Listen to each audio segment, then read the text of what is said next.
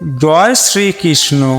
বন্ধুরা, আমাদের সনাতন হিন্দু ধর্মে প্রতিদিন ঘরে ঘরে পূজা করার প্রথা রয়েছে এবং এর জন্য আমরা প্রত্যেকে নিজের বাড়িতে একটা মন্দির বা ঠাকুরঘর তৈরি করি। আমাদের সাধ্যমতো ঠাকুরের জন্য একটুখানি হলেও জায়গা রাখি, যেখানে আমাদের আরাধ্য দেবদেবীর পূজা করি। ভগবানের নিয়মিত পূজা করলে শুধুমাত্র মানসিক শান্তিই পাওয়া যায় না, সারা ঘরে শুভ শক্তিও ছড়িয়ে পড়ে। তবে এটাও সত্যি যে পূজা করার কিছু নিয়ম আছে, সেগুলো সঠিক পালন না করলে আমাদের পূজার পুণ্যলাভ পাওয়া যায় না।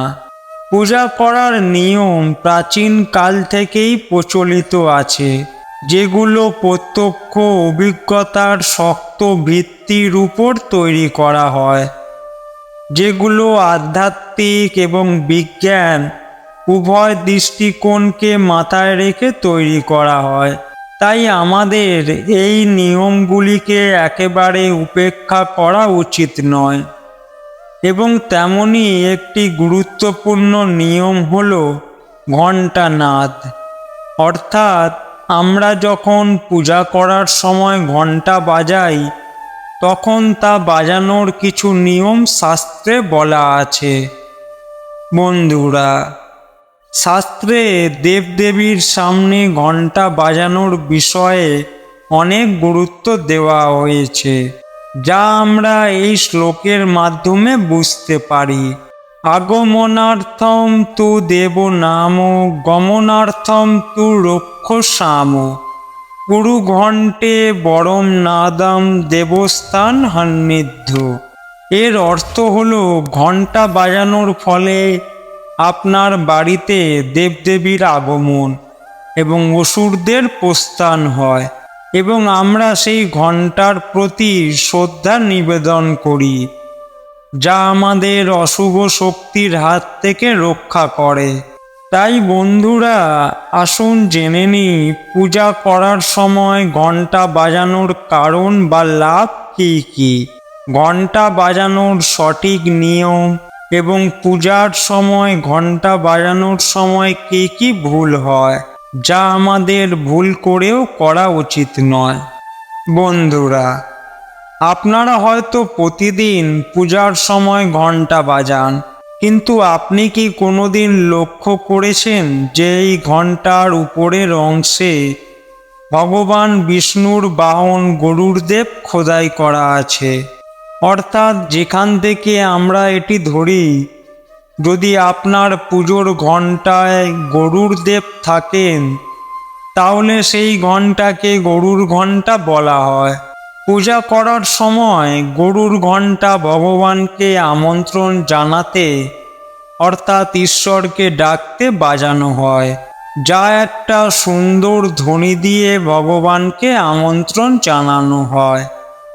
আবার যখন বিশেষ কোনো তিথিতে পূজা করি, তখন ঘণ্টা ব্যবহার করি।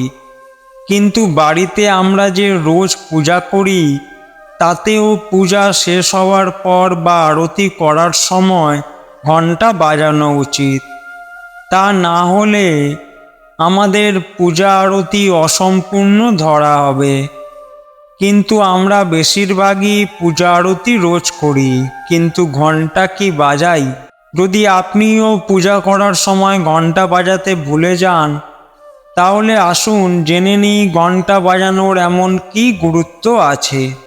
প্রথম কথা, আমাদের শাস্ত্র অনুসারে এই ব্রহ্মাণ্ডের সৃষ্টির সময় সর্বপ্রথম একটা প্রচণ্ড বড় ধ্বনি বের হয়েছিল, যেটি ছিল ঈশ্বরের কণ্ঠস্বর, ওমকার শব্দ।